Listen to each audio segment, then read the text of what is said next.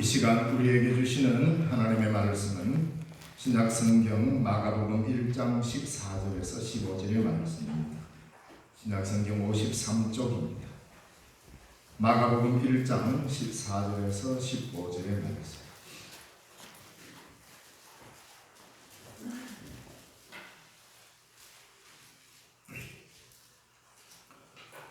찾으신 줄 알고 받들어 읽겠습니다. 요한이 잡힌 후 예수께서 갈릴리에 오셔서 하나님의 복음을 전파하여 이르시되 때가 찼고 하나님의 나라가 가까이 왔으니 회개하고 복음을 믿으라 하시더라. 아멘. 찬양대에서 찬양을 하나님께 영광 드리겠습니다.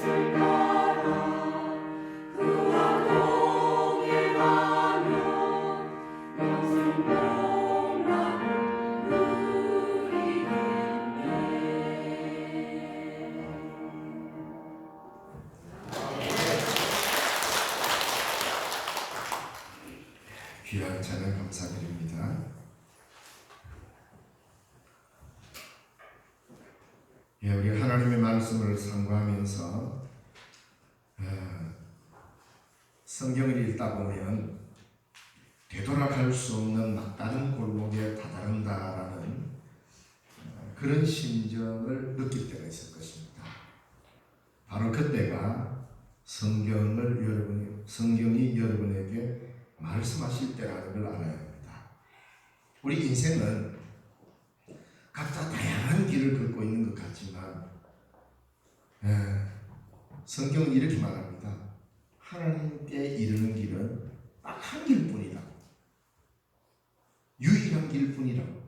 그리고 하나님께 이르는 구원의 은혜는 한 길뿐이고 오직 예수의 길뿐이다 라고 하는 것을 성경은 우리에게 가르치고 있습니다.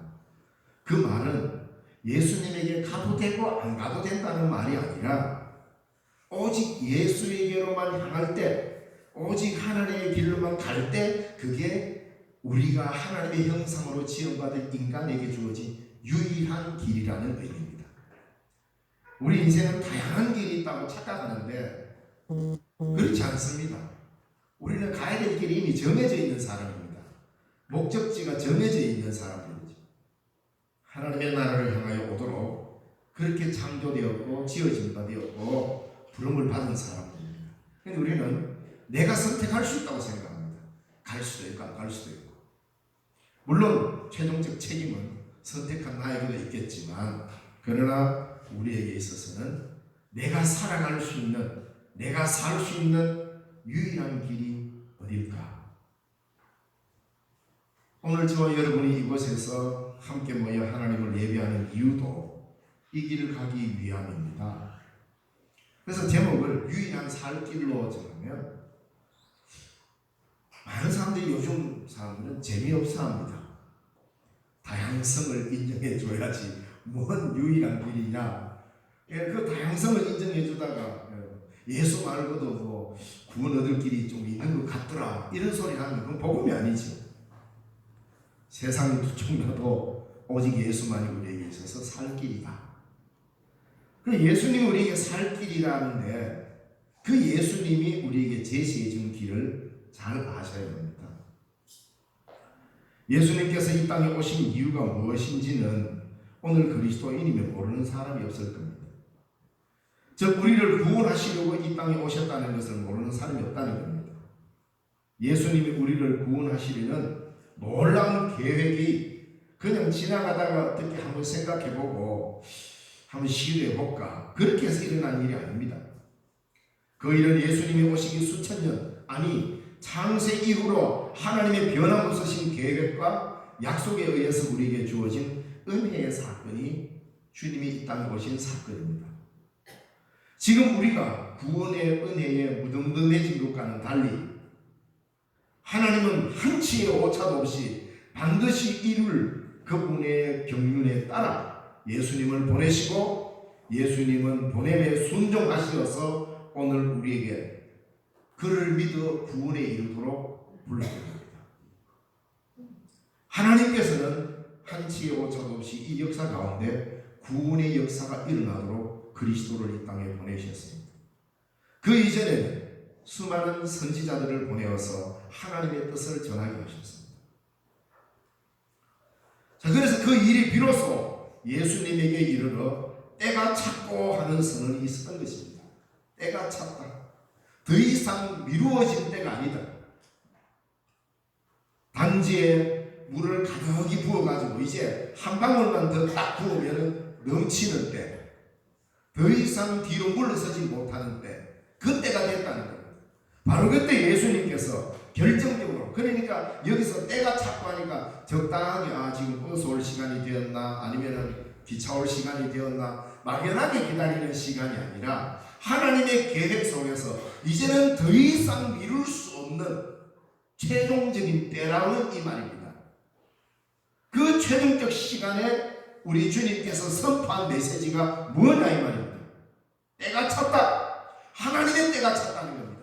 이건 우리가 말하는 시간, 우리가 재울 수 있는 시간 이런 의미가 아니고 하나님의 계획과 하나님의 약속과 하나님 안에서 이루어지는 모든 경륜들이 비로소 이때가 되었다라는 말입니다. 바로 그때 결정적으로 우리 주님께서 하나님의 나라가 가까이 왔다 이 선언을 했어요. 하나님의 나라가 이제 우리 앞에 와버렸다는 거. 바로 이 때를 말합니다. 왜? 하나님의 나라가 우리에게 압도해 오기 때문에 이제는 우리가 더 이상 그 나라를 피해 살 수 없는 삶이 되었다는 겁니다.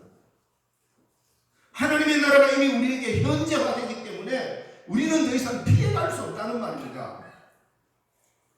그렇기 때문에 그 압도해 오는 하나님의 나라 앞에 우리가 해야 될 일은 딱 한 가지입니다.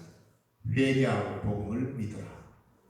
이 엄청난 선언을 짧은 구절에 한마디 했다고 길지 않다고 중요한 게 아니라 바로 예수님이 선포하신 때가 찼고 하나님의 나라가 가까이 왔으니 회개하고 복음을 믿으라라는 이 메시지는 우리 주님의 첫 음성이면서 동시에 이 첫 선포와 함께 그의 삶이 시작되고 이 첫 선포를 이루기 위해서 그의 삶을 온전히 하나님께 바친 것입니다. 모든 일에는 때가 있습니다. 하나님이 인간 구원을 위해서 예수님을 이 땅에 보내신 것 그 자체가 구원 사건이지만 그 구원의 사건이 비로소 예수님의 입을 통하여 선포됨을 통하여 들려지고 하나님의 나라가 세워져 가기 시작합니다. 때가 찼고 하나님의 나라가 가까웠으니 회개하고 복음을 믿으라. 예수님께서 이 땅에 오셔서 하신 첫 말씀입니다. 그리고 그 첫 말씀을 이루시기 위해서 끝까지 이 말씀만 붙잡고 우리 주님은 사셨습니다.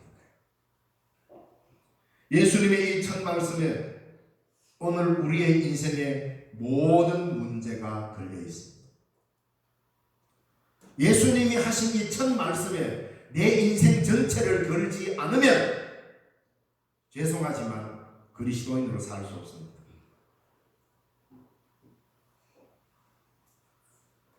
지금 우리 그리스도인들이 예수님께서 선포하신 이 첫 말씀에 내 삶을 걸지 않는다?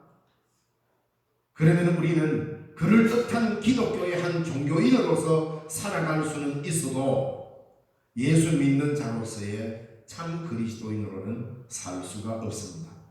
어느 누구나 막론하고 그리스도인이 되려면 예수님이 선포하신 이 첫 말씀 앞에 자신을 내려놔야 되고 그 하나님의 나라에 동참할 거냐 마냐는 결단을 요구하고 있는 겁니다. 그에 응답하지 않으면 우리는 그리스도인이 될 수가 없습니다. 너무 과격한 표현 같습니까? 아마 우리 주님은 저보다도 훨씬 더 과격하게 선언을 했을 것입니다. 왜? 아예 끝장내려고 작정을 하고 선포한 말씀이기 때문입니다. 지금까지 인간이 걸어왔던 잘못된 모든 길들, 죄악의 모든 길들을 단 한 번의 말씀으로 끝장내시려고 이 말씀을 선포한 겁니다. 적당히 애둘러서 그저 두루두루 적당하게 살게 하기 위해서 이 말씀을 선포하지 않았다 이 말입니다. 사랑하는 성도 여러분, 성경은 단 한 번도 적당히 예수 믿고 적당히 살다가 천국 가는 법을 가르쳐 준 적이 없습니다. 그런 성경 구절이 있다면 가져오십시오. 저도 그렇게 살고 싶습니다. 인간적으로. 그러나 성경을 읽어보면 창세기 1장 1절부터 계시록 22장 마지막까지 단 한 번도 적당히 살다가 적당히 예수 믿고 적당히 다른 짓 하다가 천국 간다라고 가르친 구절은 그 어디에도 없습니다. 성경은 매우 단호합니다. 회개하라. 하나님의 나라가 가까이 왔다. 복음을 믿으라. 매우 거친 표현으로 명령하고 있습니다. 왜? 급박하기 때문에. 응급 환자를 싣고 가는 응급차가 그 차에 엉짝이나 털고 적당하게 감미로운 클래식 음악 틀면서 운전해 가면 누가 비켜주겠습니까? 죄악된 세상을 구원하기 위한 예수님의 선포는 그런 투로 선언하지 않았습니다. 급합니다. 큰 소리로 불을 번쩍이며 사이렌을 울려야 급하게 갈 수 있습니다. 주님의 이 말씀은 이 세상을 수술하고 수술대에 올려놓기 위한 응급차의 신호라고 보시면 됩니다.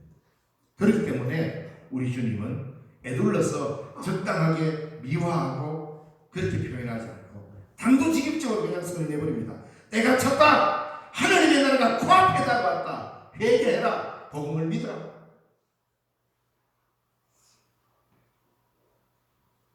근데 오늘 이 본문이 어떨 때 선포되었느냐는 그 시간적 배경이 매우 중요합니다. 본문에 보면은 이렇게 시작합니다. 요한이 잡힌 후 예수께서 갈릴리에 오셔서 하나님의 복음을 전파합니다. 요한은 광야에 외치는 자의 소리로서 예수님보다 6개월 먼저 이 땅에 태어났습니다. 그리고는 광야에서 그곳에서 외치니까 사람들이 광야로 몰렸습니다. 그리고는 거기 나온 사람들에게 회개를 시킵니다. 죄를 지적하고 민족의 죄를 지적하고 개인의 죄를 지적하고 하나님의 나라가 다가왔다. 마태복음에 보면은 세례 요한도 하나님의 나라가 가까이 왔으니 회개하라 이렇게 외칩니다. 그래서 죄를 지적하고 광야에서 세례를 베풉니다. 그리고 그는 주님 오실 길을 예비했습니다. 그런데 그렇게 선포하는 세례 요한을 권력자들이 가만두지 않았습니다. 요한의 외침 때문에 자신들의 죄가 다 탄로나기 때문입니다. 그리고 자신들이 가지고 있는 기득권과 인기가 요한에게로 쏠리기 시작합니다. 그러니 그를 가만둘 수가 없습니다. 그래서 그를 의를 외치고 하나님의 나라를 외치고 회개를 외치는 요한을 그냥 두면 안 되는 겁니다. 그래서 옥에다가 잡아 가두고 결국은 그를 처형합니다. 이게 세상입니다. 이게 세상성이란 말입니다. 그렇게 요한이 잡힌 후에 예수님께서 아이고 나도 일하다가는 큰일 나겠구만 하고 도로 물러가시지 않고 요한이 잡힌 후에 오히려 주님은 드디어 내 때가 되었구나. 우리 주님의 복음을 선언하는 자는 그런 겁니다. 요한이 잡혀 감옥에 들어가자 외치는 자의 소리가 끝난 줄 알았는데 바로 이때에 더 큰 외성과 같은 하늘의 소리가 온 땅에 울려 퍼집니다. 때가 찼고 하나님의 나라가 가까이 왔다. 세례 요한 하나 잡아 가둔다고 하나님의 나라가 뒤로 물러갈 것 같으냐? 요한을 옥에 가두고 요한을 참수시킨다고 하나님의 나라에 압도해오는 하나님의 나라가 뒤로 물러갈 것 같으냐? 어림없는 소리 하지 마라. 때는 찼다. 하나님의 나라는 다가온다. 그러므로 너희들이 할 일은 하나님의 나라에 저항하고 뒤로 물러가는 것이 아니라 회개하고 복음을 믿으라 이 말입니다. 이 말씀은 2000년 전에 선포된 예수님의 말씀이지만 오늘도 여전히 우리 가운데 선포되어야 됩니다. 때가 찼고 하나님의 나라가 가까이 왔다. 다른 길이 없다. 자꾸 요한 같은 사람을 잡아 가두고 다른 길을 모색하지 말라. 너희들이 진짜 살고 싶은가? 살리고 싶은가? 그러면 회개해라. 그리고 하나님의 복음을 믿어라. 이길 뿐이 너희들의 살 길은 유일한 길 이길 뿐이다. 회개하고 복음을 믿어라. 죄에 빠진 인생에게 유일한 살 길은 이길 뿐이라는 겁니다. 왜? 더더욱 살아나야 될 길들이 요한을 가둔 그 사람들입니다. 오직 한 길밖에 없기 때문에 이 길이 생명의 길입니다. 저와 여러분의 생명이 하나밖에 없습니다. 그러므로 우리가 살아갈 길도 살아날 길도 오직 하나밖에 없습니다. 생명 되시는 예수의 길에 따라 나서는 길뿐입니다. 회개하고 복음을 믿는 길뿐입니다. 우리 인생에게 말씀하시는 주님의 유일한 생명의 길, 회개하라. 지금 하나님의 나라가 우리 앞에 아니 지금 여기에 말씀으로 선포되고 있으니 회개하고 복음을 믿으라는 것입니다. 회개하라 이렇게 이야기하면 그렇게 해서 듣기 좋은 말은 아니죠. 예수님이 이 땅에 오셔서 처음 선포한 말씀은 인간이 감미롭게 듣고 감상할 수 있는 그런 기분 좋은 말이 아니었습니다. 굉장히 거슬리는 말이었어요. 이왕 할 거 복받으라 이랬으면 얼마나 좋았겠나. 그건 우리 생각이죠. 성도 여러분, 우리가 이 땅에서 많은 것을 소유하고 누린다고 해서 그게 다 복은 아닙니다. 회개하고 하나님의 나라를 얻지 못하면 그 모든 것이 다 그 것이라는 겁니다. 아무 소용없는 부질없는 것입니다. 나에게 있어서 하나님의 나라가 없으면 말입니다. 하나님의 나라를 얻지 못하는데 그 많은 소유가 무슨 의미며 그게 무슨 복이 되겠습니까? 그런데도 우리의 관심은 온통 이 땅에서 잘 먹고 잘 사는 여기에만 최우선의 가치를 두는 거 아닙니까?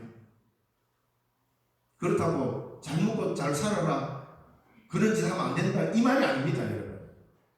이왕이면 내가 열심히 일해서 이마에 땀을 흘려서 많은 돈을 벌고 재화를 누리고 잘 먹고 잘 사는 게 그리스도인에게도 필요합니다. 그렇게 살아야 되는 게 맞습니다. 왜? 우리 장로교가 가르친 가장 위대한 사회 정신이 뭡니까? 자본주의 정신입니다. 이마에 땀을 흘려서 열심히 일한 그 대가는 하나님의 축복이란 말입니다. 여기서 바로 직업 소명설이 나왔습니다. 어떤 직업도 다 하나님이 주신 것이니 그걸로 통하여서 하나님의 나라를 이루도록 해라. 그래서 우리가 대통령이 되든 청소부가 되든 뭘 해도 하나님이 주신 일이라고 여기면 그것이 뭐? 하나님이 주신 소명인 것입니다. 부르심인 것입니다. 우리 여러분 장로교가 만만한 종교가 아닙니다. 역사적으로도 많은 깨우침을 주었습니다. 그런데 그렇게 자본주의를 잘 가르쳤는데 어떻게 교회가 내 하나 잘 먹고 잘 사는 일에 몰두하면서 하나님의 나라에 관심을 저버리니까 이 땅에는 천박한 자본주의가 행행하고 있습니다. 돈이 된다면 물불을 안 가리는 이런 그릇된 자본주의가 세상에 행행합니다. 여기는 일부분 교회의 책임도 큽니다. 왜? 남이 어찌됐든 내 하나 복 받으면 그만이지. 이런 사고로 복의 개념을 갖고 오다 보니 세상에 당연히 그 영향을 주죠. 그러나 칼빈이 우리에게 가르친 자본주의 아닙니다. 금욕적 자본주의는 내가 가진 것을 통하여서 하나님의 영광을 위해서 설 수 있도록 그렇게 가르치고 있고 거기에 최우선의 가치를 두지는 않습니다. 하나님의 나라를 이루는 영광의 하나님께 영광을 돌리는 삶으로 내 모든 것이 서여져야 하는 것입니다. 이런 부분들은 우리가 따로 공부할 때가 있었으니까 자주 들었으니까 우리 교인들 잘 알 겁니다. 그래서 여러분 이왕 잘 먹고 잘 살아야 됩니다. 못 먹고 못 사는 것보다 훨씬 낫죠. 농사도 풍년이 돼야 되고 직장에서도 돈 많이 벌어야 됩니다. 그러나 그것이 여러분의 인생에 있어서 최고선 과제는 아닙니다. 어떻게 하면 이 땅에 하나님의 나라를 이룰 것인가? 이것이 최우선 과제가 되어야 합니다. 그러면 열심히 돈을 벌으십시오. 많은 재화를 획득하십시오. 그리고는 그것으로 도울 때, 생명 살리기에 보탬을 줄 때, 그게 바로 하나님의 나라를 위해 사는 겁니다. 내 주머니만 두둑하면 모든 게 끝나는 게 아니라 이 말입니다. 그러나 회개하지 않고도 잘 먹고 잘 사는 사람들은 언제나 세례 요한의 선포가 눈에 거슬리게 되어 있습니다. 그래서 좀 조용히 해라, 잠잠해라. 그래도 말 안 들으면 고개 가다듬어요. 왜? 회개의 길이 있는데 회개를 택한 게 아니라 요한을 오히려 잡아 가두어요. 결국 예수님도 똑같이 이 땅에서 내가 자꾸 하나님의 나라가 가까이 왔으니 회개하고 복음을 믿으라고 했는데 그거 안 믿고 시끄럽다 조용해라 하고 결국 십자가에 못 박아줍니다. 하나님은 우리를 살리시기 위해 우리를 먼저 죽이십니다. 우리의 죄된 육신의 생각을 먼저 회개로 죽이시고 다시 복음의 사람, 즉 하나님의 나라의 사람으로 진정으로 살리십니다. 이 길이 바로 성경에서 말씀하는 유일한 인생의 생명길이라고 제시하고 있습니다. 예수님이 이 길을 선포하시고 스스로 이 길을 걸으셨습니다. 십자가에 이르기까지 말입니다. 그러자 하나님께서 그를 지극히 높이시고 그를 다시 살리시고 하늘에 오르게 하셨습니다. 우리들의 삶의 방향이 하나님의 나라가 되지 않으면 우리는 온통 이 땅의 것을 획득하는 일에만 몰두하게 되어 있습니다. 하나님의 나라는 이미 이 땅에 시작되었습니다. 이미 예수님께서 이 땅에 오셨다라는 것 자체가 하나님의 나라를 가지고 왔습니다. 예수님이 이 땅에 사셨다는 것 자체가 이미 하나님의 나라가 이미 그곳에서 시작되었단 말입니다. 왜? 그건 정함이 아니라 우리 주님의 말씀이기 때문입니다. 때가 찼다. 자신이 이 땅에 옴으로 인하여 때가 찼고 하나님의 나라가 가까이 와버렸다. 그리고 주님은 귀신 들린 자, 병든 자, 그릇된 자들을 고치시면서 하시는 말씀이 하나님의 나라가 여기 있다 저기 있다 할 것이 아니요 너희 가운데 있습니다. 예수님이 이 땅에 오신 것은 하나님의 나라가 오신 것이요 그분의 말씀이 이미 선포되었다는 것 또한 하나님의 나라가 이미 시작되었다는 것입니다. 그리고 이 시간 하나님의 말씀이 지금 선포되고 있다는 것은 하나님의 나라가 우리 가운데 현재화되고 있다는 말입니다. 이제가 하나님의 나라가 완성을 향하여 이 역사 한가운데를 꿰뚫고 지나가면서 우리에게 그 나라의 사람으로 함께 나아갈 것을 요청하고 있습니다. 이것이 복음을 믿는 것입니다. 하나님의 나라는 사람을 옥에 잡아 넣는다고 멈추지 않습니다. 하나님의 나라는 사람을 십자가에 못 박아 죽인다고 멈추어지지 않습니다. 하나님의 나라는 인간의 뛰어난 문명의 발전으로 장안에 낼 수 있는 낙원이 아닙니다. 하나님의 나라는 전적으로 복음에 응답하여 회개함으로 열려지고 믿음으로 세워지고 선포로 확장되는 나라가 하나님의 나라입니다. 자, 그러면 회개를 한다는 말은 뭘까요? 회개를 한다 하면 우리가 실수한 것, 범죄한 도덕적이나 또는 형사적 잘못된 것에 대한 그런 것을 후회하고 다시는 이런 나쁜 짓 안 하겠습니다. 그게 회개인가? 그건 회개의 지극히 작은 일부입니다. 그것마저도 회개 안 하면 참 나쁜 사람이죠. 지 잘못도 모르고 법정에 가 내가 뭐 잘못했는데 그러면 그 사람 큰일 나는 사람 아닙니까? 그러니까 그런 잘못도 하나님 앞에 내어놓고 하나님 내 다시는 이런 죄 안 지을게요 라고 말하는 것도 회개의 한 부분입니다. 그러나 성경에서 말하는 회개의 근원적인 문제는 그런 것으로만 해서 해결되는 게 아닙니다. 오늘 한국 교회가 많은 경우 회개를 도덕적 잘못에 대한 통회함 여기에다 그냥 집어넣어놨다. 그러다 보니까 진정으로 말씀 앞에서 회개하는 참된 회개를 놓쳐버린단 말입니다. 그래서 이 회개는 뭐냐? 회개는 인간이 이 세상의 주인이 아니라는 것을 알고 주인을 바르게 모시는 것입니다. 지금까지 내 삶은 내가 주인이었어요. 내가 마치 다 할 수 있는 것처럼 내가 주인 행세를 했어요. 그게 가장 잘 드러나는 데가 어딘지 아십니까? 자존심. 예수 10년, 20년 믿어도 소용없어요. 누군가가 내 자존심 딱 건드리면 에라이 하고 뭐 교회 나오고 그게 회개한 사람입니까? 아닙니다. 자기 이야기하는 것 같아서 다들 근심 어린 눈으로 저를 보는데 저도 마찬가지입니다. 참, 이게 보통 어려운 게 아니에요. 여러분 회개가 그래서 힘든 겁니다. 내 삶의 주인은 내가 아니에요. 인간의 주체성이 삶의 주인이 아니란 말입니다. 역사의 주인이신 하나님이, 창조주이신 하나님이 내 삶의 주인이라는 것을 받아들이고 내 자리에 나를 앉혀놓은 내 자리, 내가 주인 행세하던 나 자신을 내쫓고 하나님을 나에게 주인으로 모시는 것이 회개입니다. 이게 쉬운 일이 아니란 말입니다. 그래서 주님의 결정적인 한마디가 회개하라고 한 겁니다. 이걸 위해서 우리는 부단히 말씀 앞에 나의 자신을 쳐서 복종시키는 삶으로 나아가야 합니다. 그렇지 않으면 회개가 그렇게 쉽게 안 됩니다. 도덕적으로 뭔가 잘못한 거 하나 했다고 해서 하나님 앞에 이거 잘못했습니다. 회개했다. 그리고 끝. 여전히 내 삶의 주인은 내가 되어 있는 거예요. 바꿀 수 없습니다. 바로 나 자신을 하나님께 돌려드리는 거예요.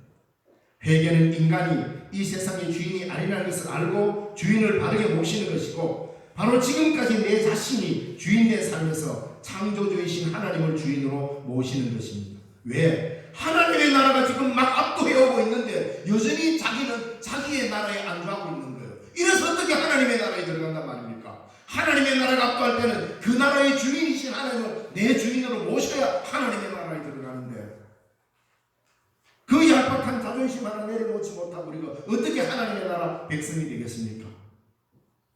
하나님의 자리를 빼앗은 것을 회개하고 나 자신을 나의 주인이신 하나님께로 돌려드리는 것이 회개고, 이것이 생명의 길입니다.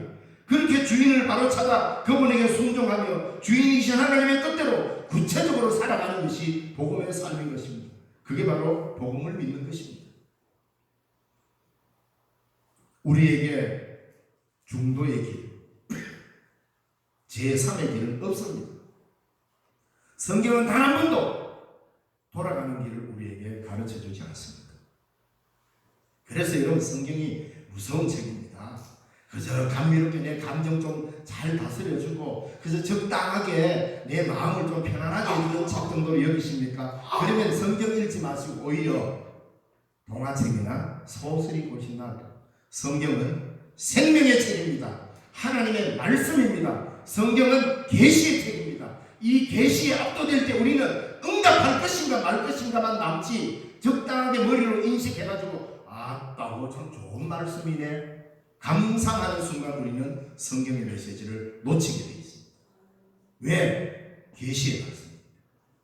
하나님의 말씀의 계시성을 누가 자꾸 흩뜨립니까? 성경을 적당하게 보려고 하는 적당주의 때문입니다. 내 삶을 적당하게 살다가 천국만 바라보는 적당주의 때문에 말씀의 빛이 가려지는 것 아닙니까? 그래서 성경은 우리에게 제3의 길을 제시하지 않습니다. 믿을 것인가 말 것인가, 회개할 것인가 말 것인가, 회개할 것인가 가둘 것인가, 이런 입장으로만 우리에게 얘기합니다. 너는 나를 따르라, 따를 것인가 말 것인가만 남습니다. 그렇지 않습니까? 저와 여러분이 다른 성경을 가지고 있습니까? 회개하고 복음을 믿을 것인가, 아니면 예수를 십자가에 내몰 것인가만 남아있습니다. 둘러가는 길은 없습니다. 둘러가는 길을 찾지 마십시오. 예수를 통해서 하나님의 나라로 향할 것인가, 아니면 뒤돌아서서 요한을 잡아 가두는 길에 동참할 것인가, 이것만 남아있습니다.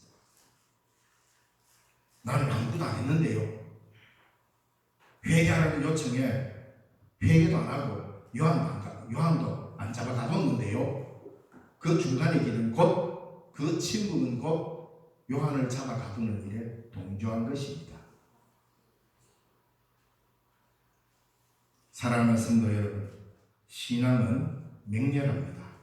우리의 삶에 있어서 적당하게 해야 되는 액세서리가 아닙니다.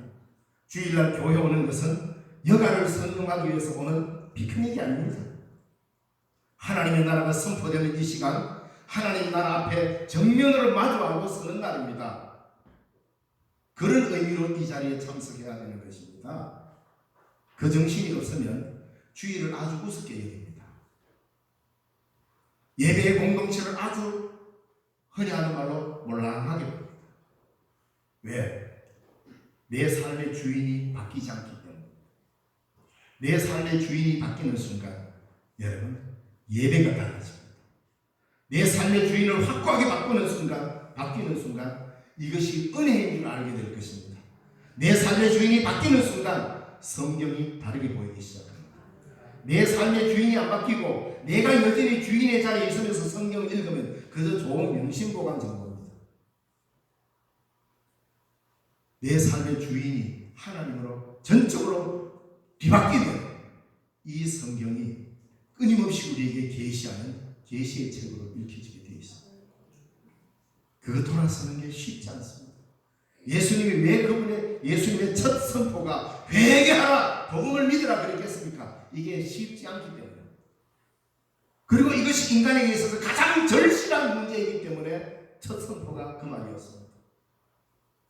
그런 예수님의 가장 절실한 첫 선포가 오늘날 교회에 있어서는 가장 희미한 소식이 되어버렸습니다. 적당하게 믿고 하나님의 복이나 누리고 재화나 누리고 적당하게 살다가 적당하게 가시 이러다가 오늘 우리 한국교회가 이 모양 난 거 아닙니까? 그래서 교회 가서 마치 이 나이에 이제 내가 다른 종교 택하려니까 그렇고 적당하게 기독교나 택해서 좀 종교적으로도 좀 뭔가 있어 보이는 걸 누리다가 생을 마감하지. 복음은 그런 게 아닙니다. 복음의 처절함을 알아야 됩니다. 복음의 맹렬함을 알아야 합니다. 이렇지 않으면 한국교회는 회복할 길이 없습니다. 모든 일이 어려움을 당할 때는 기본으로 돌아가야 됩니다. 자꾸 그 순간을 모면하기 위해서 꼼수를 부리는 순간 더 깊은 나락으로 떨어지게 되어 있습니다. 교회가 힘들고 어렵습니다. 그러면 무엇부터 생각이 됩니까? 우리가 혹시 주인을 잘못 모신 게 아닌가?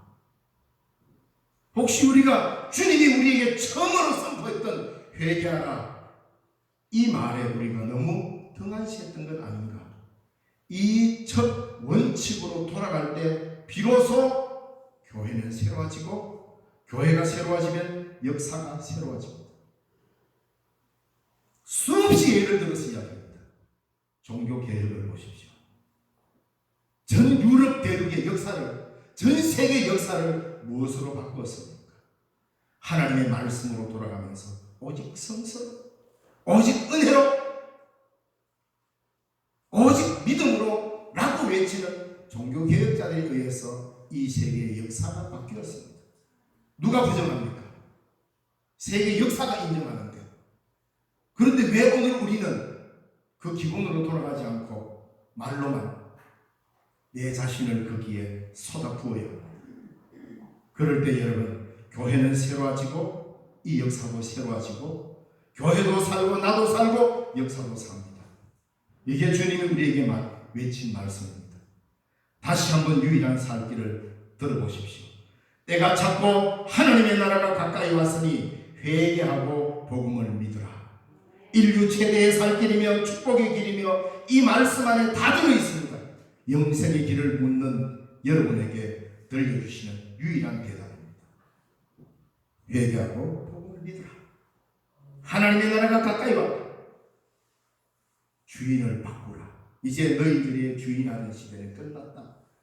하나님을 주인으로 모시고 다가오는 하나님의 나라를 맞이하라고 요청하고 있습니다. 기도하겠습니다. 살아계신 하나님 아버지, 은혜를 감사드립니다. 오늘도 거룩한 주일을 우리에게 허락하시고 주 앞에 나와 예배하게 하시니 감사합니다. 우리 주님이 주신 말씀을 함께 나누었습니다. 주의 말씀이 우리의 심령을 뜨겁게 하시고 성령의 인도함을 받아 이 땅에서 하나님의 백성으로 올곧게 살아갈 수 있도록 도우시며 올바른 주인을 제대로 모시고 하나님의 뜻에 합당하게 살아가는 우리 모두 되게 하여 주옵소서. 이것이 우리에게 주신 하나님의 가장 큰 축복임을 반드시 알게 하옵소서.